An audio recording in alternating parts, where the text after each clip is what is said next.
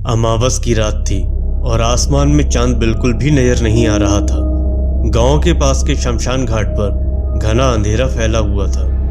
दूर दूर तक सिर्फ झींगुरों की आवाज और कभी कभी दूर से आती उल्लू की चीख सुनाई दे रही थी। इस माहौल में शमशान घाट की ओर जाने की कोई हिम्मत नहीं करता, लेकिन उस रात कुछ अलग ही होने वाला था। उस दिन राहुल का दिल भारी था, क्योंकि उसके बचपन के दोस्त अर्जुन ने अपने पिता को खो दिया था। अर्जुन के पिता गांव में बेहद सम्मानित व्यक्ति थे। अर्जुन अकेला था और उसका परिवार भी टूट चुका था। इस दुखद समय में अर्जुन ने राहुल से कहा, भाई, पिताजी के अंतिम संस्कार में तुम्हारा होना मेरे लिए बहुत मायने रखता है। राहुल, जो अर्जुन के बेहद करीब था, बिना कुछ सोचे समझे उसके साथ शमशान घाट चला गया। उनका अंतिम संस्कार उसी शाम को शमशान घाट पर किया गया। रस्में खत्म होने में देर हो गई। परिवार और बाकी लोग धीरे धीरे शमशान घाट से लौटने लगे। अर्जुन ने राहुल से कहा, तू घर चला जा, मैं अभी कुछ देर यहाँ रुकूंगा। लेकिन राहुल ने अर्जुन का साथ नहीं छोड़ा। उसने सोचा कि इस कठिन समय में अर्जुन को अकेला छोड़ना सही नहीं होगा। रात गहराती गई और शमशान घाट पर सन्नाटा पसर गया। धीरे धीरे अर्जुन और उसके परिवार के सदस्य भी घाट से चले गए। अब वहां केवल राहुल और घना अंधेरा रह गया। राहुल ने महसूस किया कि वहां से लौटने का समय आ गया है। शमशान घाट का रास्ता हमेशा की तरह डरावना और सुनसान था। रात में वहां जाने की हिम्मत करना किसी भी आम आदमी के लिए कठिन था। शमशान घाट से लौटने के लिए राहुल को एक घने जंगल से होकर गुजरना था। ये रास्ता गांव तक ले जाता था, लेकिन ये रास्ता बेहद डरावना और सुनसान था। उस समय राहुल ने महसूस किया कि उसने अर्जुन की मदद तो की, लेकिन अब उसे अपने डर का सामना करना पड़ेगा। राहुल ने अपनी साइकिल उठाई और शमशान घाट के मुख्य दरवाजे की ओर बढ़ा। उसने चारों ओर देखा तो लगा कि पेड़, पत्तियां और हर छोटी चीज उसे घूर रही है। ठंडी हवा के झोंके ने उसके भीतर सिरहन पैदा कर दी, लेकिन उसने खुद को समझाया, ये सिर्फ मेरा वहम है, जल्दी घर पहुंच जाऊंगा। राहुल को नहीं पता था कि उसकी ये यात्रा साधारण नहीं रहने वाली थी। उसने शमशान घाट के अतीत और वहां के भयावह किस्सों को कभी गंभीरता से नहीं लिया था, लेकिन आज वो अकेले उस डरावने रास्ते पर था और उसे ये अनुभव होने वाला था कि रात में शमशान घाट से लौटना हमेशा इतना आसान नहीं होता।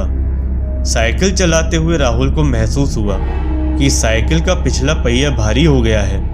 ऐसा लगा जैसे कोई पीछे बैठा हो। उसने रुककर साइकिल को देखा, लेकिन कुछ भी असामान्य नहीं लगा। उसने दोबारा साइकिल चलानी शुरू की। अचानक उसे पीछे से एक धीमी हंसी सुनाई दी। ये हंसी किसी औरत की थी। राहुल ने डर के मारे अपनी गति तेज कर दी, लेकिन वो आवाज और तेज होती गई। राहुल ने अपनी हिम्मत जुटाई और पीछे पलटकर देखा। उसे वहां एक औरत की परछाई दिखाई दी। वो सफेद साड़ी पहने हुई थी और हवा में तैर रही थी। उसकी आंखें लाल चमक रही थी और उसकी पूरी काया धुंधली लग रही थी।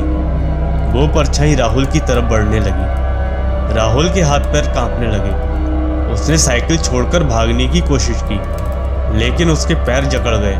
वो वहीं जमीन पर गिर गया।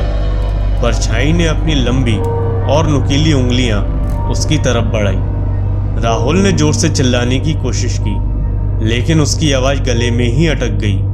परछाई ने कहा, तुमने शमशान घाट की शांति भंग की है, अब तुम यहां से नहीं बचोगे।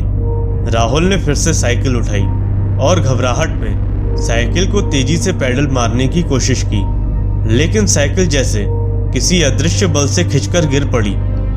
राहुल के हाथ पैर कांपने लगे। वो साइकिल छोड़कर वहां से भागने के लिए मुड़ा, लेकिन उसके पैर जमीन में जैसे जकड़ गए। उसकी मांसपेशियां बेजान हो गईं और वो वहीं गिर पड़ा। राहुल ने अपने चारों ओर देखा, लेकिन कुछ समझ नहीं पा रहा था। अचानक वो परछाई और भी पास आ गई। अब ये सिर्फ एक साया नहीं था, बल्कि एक भयानक आकृति बन चुकी थी। उसका चेहरा धुंधला और काला था, लेकिन उसकी लाल चमकती आंखें अंधेरे में जलती हुई प्रतीत हो रही थी।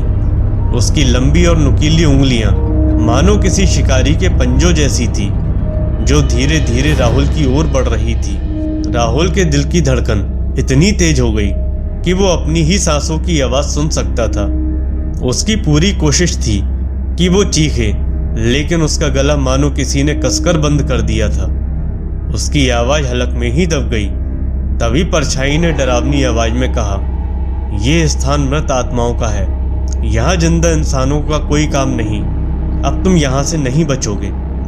ये सुनकर राहुल का दिमाग जैसे सुन्न हो गया। उसे समझ नहीं आ रहा था कि वो क्या करे। परछाई की हरकतें और उसके शब्द बेहद डरावने लग रहे थे। राहुल की आंखों के सामने उसका पूरा जीवन घूमने लगा।